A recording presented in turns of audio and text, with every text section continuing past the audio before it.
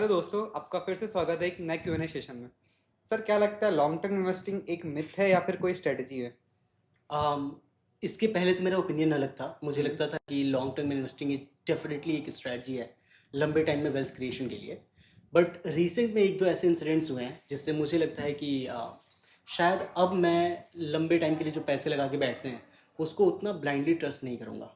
और उसका एक मेजर रीज़न है कि एक मेरी स्टूडेंट थी मथुरा से। तो हम्म। उनको लगभग उनके फादर साहब ने कुछ स्टॉक्स खरीदे थे, तकरीबन 100 से 105 कंपनीज के।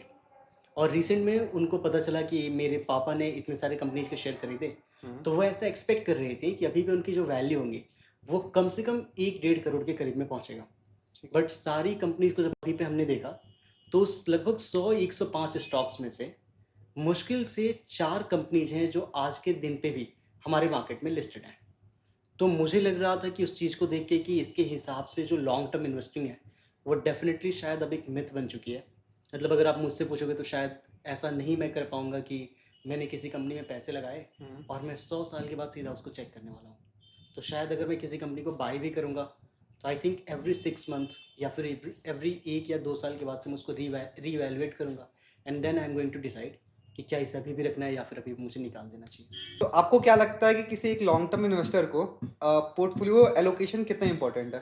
मेरे हिसाब से एलोकेशन बहुत इंपॉर्टेंट है। तो आज के दिन पे अगर मेरे पास 100 रुपये रहेंगे तो शायद उनमें से 60 से 65 रुपये मैं शायद दो ही सेक्टर को एलोकेट करूँगा। एक होगा ये जो हमारा एनर्जी वाला सेक्टर है, और जो दूसरा होगा जो भी कंपनीज एआई में काम कर रही हैं। Hmm. Because I am a firm believer जो एआई डिस्ट्रप्शन लेके आ रहा है दैट इज़ रियल और ये लंबे समय तक टिकेगा।